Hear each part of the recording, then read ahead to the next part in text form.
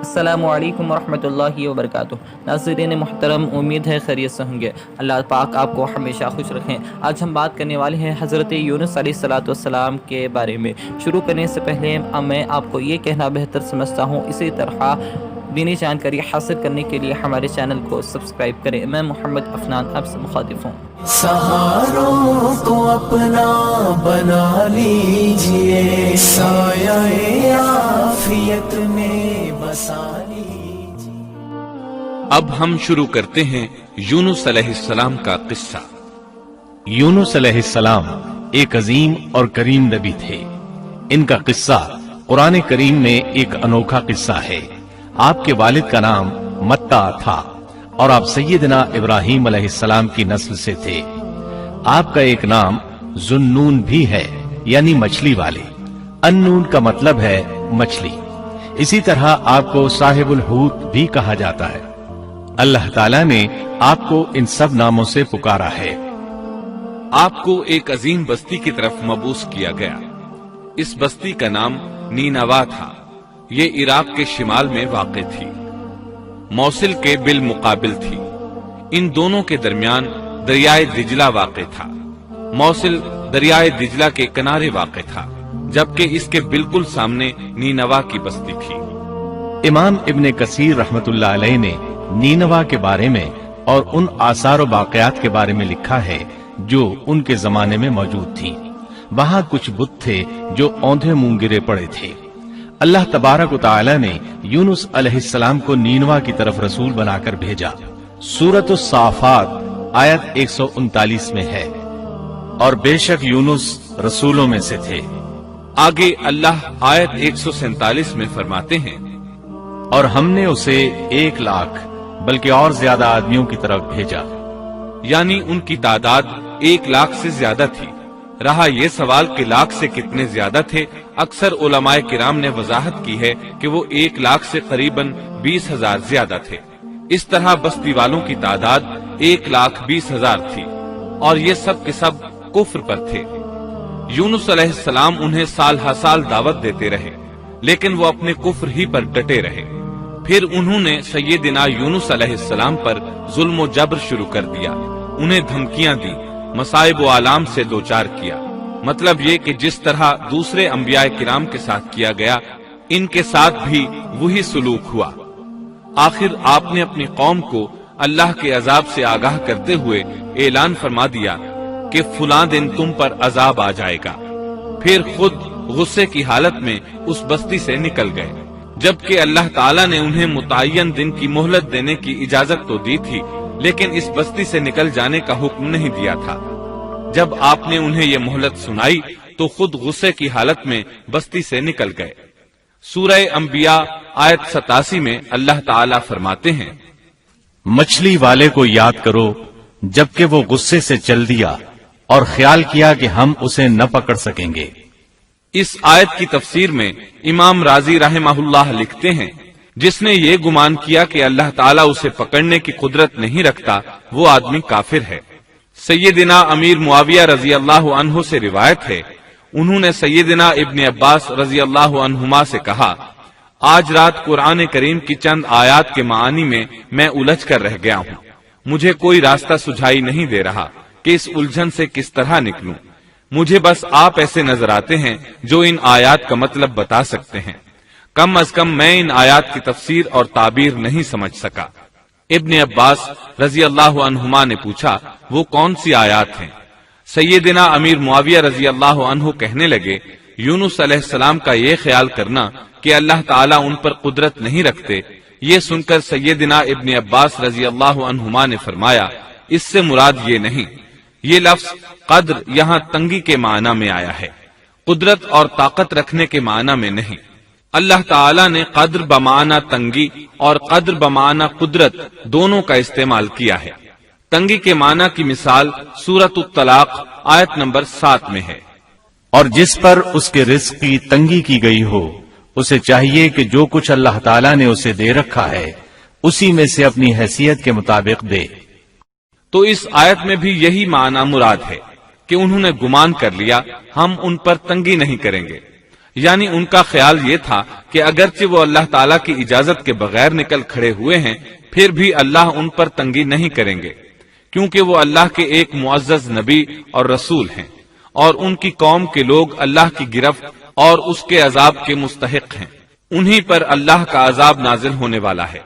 اس عذاب کی خبر انہیں پہلے ہی سنا دی گئی ہے اور مہلت دے دی گئی ہے، مگر وہ خود اگرچہ اللہ کی اجازت کے بغیر ہی چلے آئے ہیں پھر بھی انہیں سرزنش نہیں کی جائے گی اور وہ کسی گرفت میں نہیں آئیں گے۔ اللہ تعالیٰ ان کے لیے کوئی تنگی نہیں فرمائیں گے۔ اللہ تعالیٰ سورۃ الانبیاء آیت 87 میں فرماتے ہیں، اس نے خیال کیا کہ ہم اسے پکڑ نہیں سکیں گے۔ مطلب یہ کہ ہم انہیں کوئی سزا نہیں کریں گے اور ان پر کسی طرح کی تنگی نہیں کریں گے، اور وہ سمندر کی طرف چل دیے۔ انہی دنوں میں عذاب الہی کی کچھ علامات نینوا بستی پر ظاہر ہونا شروع ہو گئیں۔ ایک بہت بڑا سیاہ بادل ان کی طرف بڑھنے لگا۔ اس بادل میں آگ کے شعلے دکھائی دینے لگے۔ ان لوگوں نے یہ بادل ان متعین دنوں میں سے پہلے ہی دن دیکھ لیا۔ اس کو دیکھتے ہی وہ سمجھ گئے کہ جس طرح سیدنا یونس علیہ السلام نے انہیں آگاہ کیا تھا یہ عذاب ان پر نازل ہو کر رہے گا، اور جو عذاب سیدنا لوط علیہ السلام کی قوم پر آیا تھا وہ اس کے بارے میں بھی اچھی طرح جانتے تھے۔ وہ بستی ان کی بستی کے قریب ہی تھی، اس لیے وہ ڈر گئے۔ ان کے سردار جمع ہوئے اور کہنے لگے، جیسے تم سے پہلے لوگوں پر عذاب اترا کرتے تھے تم پر بھی یہ نازل ہو کر رہے گا، جلدی کرو، سب جمع ہو جاؤ۔ چنانچہ انہوں نے اس بات پر اتفاق کر لیا کہ سیدنا یونس علیہ السلام نے بالکل سچ فرمایا تھا۔ اللہ کی قسم، یہ بالکل وہی عذاب ہے، تم اللہ کے عذاب سے نجات نہیں پا سکو گے۔ اس سے بچنے کی ایک ہی صورت ہے کہ تم ایمان لے آؤ اور توبہ کر لو۔ اس طرح وہ سب کے سب ایمان لے آئے، لیکن سیدنا یونس علیہ السلام وہاں موجود نہیں تھے۔ ان کی عدم موجودگی میں یہ سب کے سب یعنی 1,20,000 افراد ایمان لے آئے۔ انہوں نے پیوند لگے کپڑے پہنے اور اللہ کے حضور عاجزی، انکساری اور آہوزاری شروع کر دی، رونے لگے، اللہ سے بخشش مانگنے لگے، پھر اسی حالت زار میں باہر کھلے میدان کی طرف نکل آئے۔ ان کے سرداروں نے سب کو الگ الگ کر دیا، یہاں تک کہ ماں اور بیٹے کو بھی جدا کر دیا۔ سب اپنی اپنی جگہ پر یعنی ماں اپنی جگہ پر اور بیٹا اپنی جگہ پر آہوزاری کرنے لگے تاکہ ان پر اللہ تعالی کی رحمت نازل ہو جائے۔ یہ عذاب 3 دن تک ان کے سروں پر منڈلاتا رہا، اور یہ بھی مسلسل آہوزاری کرتے رہے، اپنی عاجزی ظاہر کرتے رہے، معافیاں مانگتے رہے۔ آخر کار اللہ تعالیٰ نے ان پر رحم و کرم فرما دیا اور عذاب کو ان سے پھیر دیا۔ اللہ تعالیٰ سورہ یونس آیت 98 میں فرماتے ہیں، چنانچہ کوئی بستی ایمان نہ لائی کہ ایمان لانا اس کے لیے فائدہ مند ہوتا سوائے یونس کی قوم کے۔ مطلب یہ کہ سابقہ امتوں میں سے کسی کے بارے میں یہ سننے میں نہیں آیا کہ پوری قوم ایمان لے آئی ہو۔ تمام بستیوں میں ایک بھی بستی ایسی نہیں تھی، بس ایک یونس علیہ السلام کی قوم ایمان لے آئی۔ اللہ تعالیٰ سورہ یونس آیت 98 میں فرماتے ہیں، جب وہ ایمان لے آئے تو ہم نے رسوائی کے عذاب کو دنیاوی زندگی میں ان پر سے ٹال دیا اور ان کو ایک وقت تک کے لیے زندگی سے فائدہ اٹھانے کا موقع دیا۔ مطلب یہ کہ ہم نے انہیں دنیاوی زندگی کا لطف اٹھانے کا موقع دیا۔ اب اس قوم پر قیامت کے دن تک عذاب نہیں اترے گا۔ علامہ ابن کثیر رحمت اللہ علیہ فرماتے ہیں، اس آیت کریمہ کا مفہوم یہ ہے کہ کسی بستی کے تمام باشندے کسی نبی پر کبھی ایمان نہیں لائے، یا تو سب نے کفر کیا یا پھر اکثر نے کفر کیا۔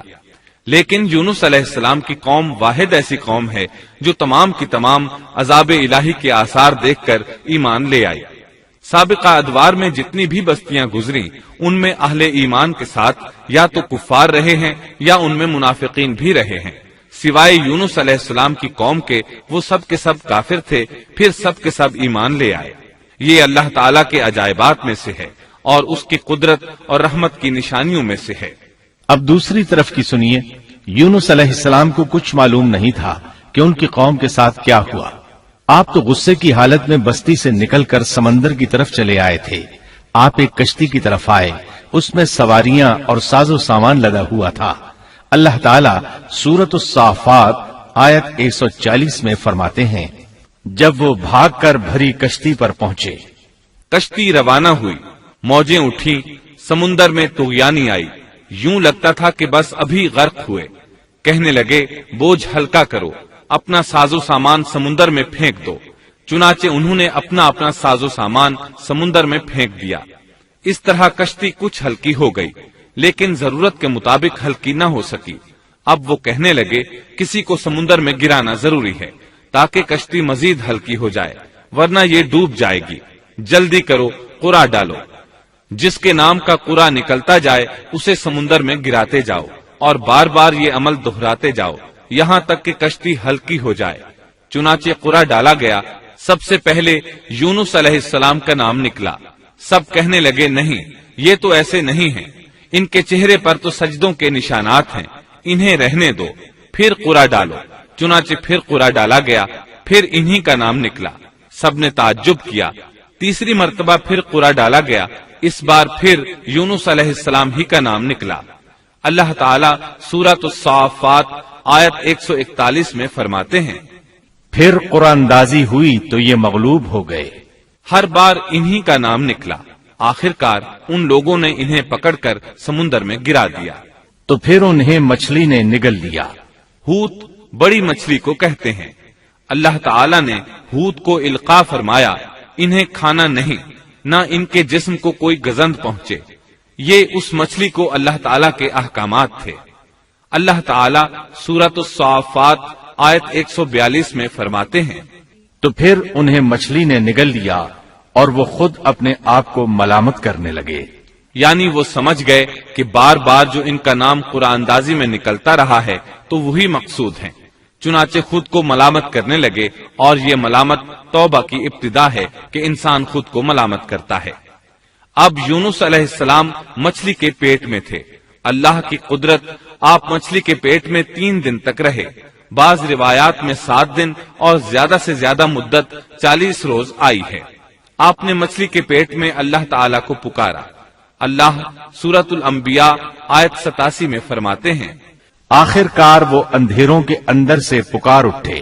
علماء نے یہاں 3 اندھیروں کا ذکر کیا ہے، مچھلی کے پیٹ کا اندھیرا، سمندر کا اندھیرا اور رات کا اندھیرا۔ گویا ان پر یہ سارے اندھیرے اکٹھے ہو گئے تھے۔ اللہ سورۃ الصافات آیت 143 اور 144 میں فرماتے ہیں، پس اگر یہ پاکی بیان کرنے والوں میں سے نہ ہوتے تو لوگوں کے اٹھائے جانے کے دن تک اس کے پیٹ ہی میں رہتے۔ مطلب یہ کہ اگر آپ اللہ تبارک و تعالی کی تسبیح نہ بیان کرتے تو مچھلی کے پیٹ ہی میں رہتے۔ آپ نے دعا نہیں مانگی بلکہ اللہ عز و جل کی تسبیح بیان کی۔ روایات میں یوں بھی آتا ہے کہ جب مچھلی آپ کو سمندر کی اتھاہ گہرائی میں لے گئی تو آپ وہاں آبی مخلوقات کی تسبیحات کی آوازیں سننے لگے۔ گویا اللہ تعالیٰ نے انہیں القاء فرمایا کہ آپ بھی تسبیح کریں۔ اللہ سورۃ الانبیاء آیت 87 میں فرماتے ہیں، بالآخر وہ اندھیروں کے اندر سے پکار اٹھا کہ الہی تیرے سوا کوئی معبود نہیں، تو پاک ہے، بے شک میں ظالموں میں ہو گیا۔ چنانچہ یونس علیہ السلام نے اس تسبیح کے الفاظ کو یوں ادا فرمایا۔ امام احمد، امام ترمذی، امام نسائی اور دیگر ائمہ رحمہم اللہ نے یہ حدیث نقل کی ہے کہ یونس علیہ السلام کی وہ دعا جو انہوں نے مچھلی کے پیٹ میں مانگی تھی وہ یہی ہے۔ جو بھی مسلمان یہ دعا اپنی کسی حاجت میں مانگے گا، اللہ تعالیٰ اس کی دعا ضرور قبول فرمائے گا۔ یہ دعائے مستجاب ہے، مقبول دعاؤں میں سے ہے۔ اسی دعا کے بعد اللہ تعالیٰ نے یونس علیہ السلام کو اس پریشانی سے نجات عطا فرمائی۔ اللہ سورۃ الانبیاء آیت 88 میں فرماتے ہیں، تو ہم نے اس کی پکار سن لی اور اسے غم سے نجات دے دی، اور ہم ایمان والوں کو اسی طرح بچا لیا کرتے ہیں۔ ایک صحابی نے نبی کریم صلی اللہ علیہ وسلم سے پوچھا، اے اللہ کے رسول صلی اللہ علیہ وسلم، یونس علیہ السلام نے جو دعا مچھلی کے پیٹ میں مانگی، کیا وہ صرف انہی کے لیے تھی یا ان کے بعد اہل ایمان کے لیے بھی ہے؟ تو آپ نے فرمایا، یہ دعا یونس علیہ السلام کے لیے خاص تھی اور سب اہل ایمان کے لیے عام ہے۔ کیا تم نے اللہ تعالیٰ کا یہ فرمان نہیں سنا؟ اور ہم ایمان والوں کو اسی طرح بچا لیا کرتے ہیں۔ جو بھی اس دعا کو پڑھے گا اللہ اسے رنج و غم سے نجات دیں گے۔ ایک قول کے مطابق تقریباً 40 روز آپ کی شب و روز یہی دعا رہی۔ اس مدت کے ختم ہونے پر اللہ تعالیٰ نے آپ کی دعا کو قبولیت بخشی۔ مچھلی ساحل پر پہنچی، انہیں کنارے پر ڈالا اور واپس چلی گئی۔ اس بات کو اللہ تعالیٰ نے سورۃ الصافات آیت 145 میں یوں بیان فرمایا ہے، بس اسے ہم نے چٹیل میدان میں ڈال دیا اور وہ اس وقت بیمار تھے۔ آپ وہاں اسی طرح لیٹے رہے، پھر اللہ کی قدرت سے آپ کے قریب ایک بیلدار درخت اگا، جیسا کہ سورۃ الصافات آیت 146 میں ہے، اور اس پر سایہ کرنے والا ایک بیلدار درخت ہم نے اگا دیا۔ اس کدو کے درخت کے متعلق مورخین کا کہنا ہے کہ اللہ تعالیٰ نے اس درخت کا انتخاب اس لیے فرمایا تھا کہ اس درخت کے پتے چوڑے ہوتے ہیں، ان کے سائے میں انہیں ڈھانپ دیا گیا تاکہ ہوا سے اذیت نہ پہنچے، اس لیے کہ ان کے جسم سے جلد اتر گئی تھی۔ پھر اس درخت سے خوشکن خوشبو بھی آتی تھی، اس خوشبو نے انہیں فرحت بخشی۔ پھر کدو کی خوشبو میں ایک خصوصیت یہ تھی کہ حشرات الارض کو دور رکھتی ہے۔ اللہ تعالیٰ نے انہی خصوصیات کی وجہ سے اس بیلدار درخت کا انتخاب فرمایا تھا تاکہ آپ ہر طرح کی تکلیف سے محفوظ رہیں۔ یہ ہے اللہ کی قدرت، سبحان اللہ۔ اسی طرح مفسرین یہ بھی کہتے ہیں کہ اللہ تعالیٰ نے ان کے پاس ایک پہاڑی بکری بھیج دی، وہ آپ کے قریب آتی اور آپ کے سر کے اوپر اپنی ٹانگیں پھیلائے کھڑی ہو جاتی، اس طرح اس کے تھن آپ کے منہ میں چلے آتے اور آپ ان سے خواہش کے مطابق دودھ پیتے۔ یہ تھا آپ کا کھانا اور پینا۔ رفتہ رفتہ آپ کی حالت بہتر ہو گئی، توانا اور تندرست ہو گئے، پھر آپ اٹھنے کے قابل ہو گئے، اور یہ سب اللہ تعالیٰ کی مہربانی سے ہوا۔ جب آپ کی صحت لوٹ آئی تو اللہ تعالیٰ نے آپ کو پھر آپ کی قوم کی طرف بھیجا، جیسا کہ سورۃ الصافات آیت 148 میں ہے، اور ہم نے اسے 1,00,000 بلکہ اور زیادہ آدمیوں کی طرف بھیجا، پس وہ ایمان لے آئے اور ہم نے انہیں ایک زمانے تک عیش و عشرت دی۔ وہ سب کے سب آپ پر ایمان لے آئے تھے۔ اللہ تعالیٰ نے اس قصے کے ذریعے نبی کریم صلی اللہ علیہ وسلم کو اشارہ فرمایا ہے کہ دعوت دیتے ہوئے اکتانا نہیں۔ اللہ سورۃ القلم آیت 48 میں فرماتے ہیں، اور مچھلی والے کی طرح نہ ہو جائیے۔ ان لوگوں کو دعوت حق دیتے رہیے، دیکھیے وہ سال ہر سال دعوت دیتے رہے لیکن اکتائے نہیں، ان سے مایوس نہیں ہوئے۔ ان کی پوری بستی میں سے ایک بھی ان پر ایمان نہیں لایا تھا، لیکن جب ان سے مایوس ہو گئے تو انہیں اللہ کے عذاب سے آگاہ کر دیا اور منہ پھیر کر چل دیے تو وہ سب کے سب ایمان لے آئے۔ اللہ تعالی سورۃ القصص آیت 56 میں فرماتے ہیں، آپ جسے چاہیں ہدایت نہیں دے سکتے، بلکہ اللہ تعالیٰ ہی جسے چاہتا ہے ہدایت دیتا ہے۔ اس قصے میں بہت بڑا سبق ہے کہ کسی بھی حالت میں اللہ کی رحمت سے مایوس نہیں ہونا چاہیے اور نہ ہدایت کے معاملے میں اپنی ذات پر بھروسہ کرنا چاہیے۔ ہدایت تو بس صرف اللہ تعالیٰ ہی کی طرف سے ہے، آپ کے ذمے تو پیغام حق پہنچا دینا ہے۔ اللہ سبحانہ و تعالیٰ کے ذمے ہدایت سے نوازنا ہے۔ اللہ تعالیٰ نے انہیں پاک صاف بنا دیا، انہیں چن لیا۔ اللہ خود ہی سورۃ القلم آیت 50 میں وضاحت فرماتے ہیں، اسے اس کے رب نے پھر نوازا اور اسے نیک لوگوں میں کر دیا۔ امام مسلم نے ایک حدیث روایت کی ہے کہ نبی کریم صلی اللہ علیہ وسلم نے فرمایا، تم میں سے کوئی شخص ہرگز یہ نہ کہے کہ میں یعنی محمد یونس بن متا سے بہتر ہوں، یعنی یوں نہ کہے کہ میں سیدنا یونس علیہ السلام سے افضل ہوں، وہ اس طرح کہ وہ تو اپنی قوم کے ایمان لانے سے مایوس ہو گئے تھے اور میں مایوس نہیں ہوں۔ اس طرح بالکل نہ کہے، کیونکہ بالآخر اللہ تعالیٰ نے آپ کو چن لیا اور برگزیدہ بنا لیا اور صالحین میں داخل کر لیا۔ اس واقعے میں نبی کریم صلی اللہ علیہ وسلم کو جو ہدایت دی گئی ہے اس کا ذکر سورۃ القلم آیت 41 میں آتا ہے، پس تو اپنے رب کے حکم کا صبر سے انتظار کر اور مچھلی والے کی طرح نہ ہو جا۔ مطلب یہ کہ یونس علیہ السلام کی مانند نہ ہو جائیے جو اپنی قوم کے ایمان لانے سے مایوس ہو گئے تھے۔ یقیناً دین کی دعوت اور حق کے پرچار میں یہ بہت عظیم سبق ہے کہ دائی اللہ کو کبھی مایوس نہیں ہونا چاہیے۔ یونس علیہ السلام کا قصہ ختم ہوا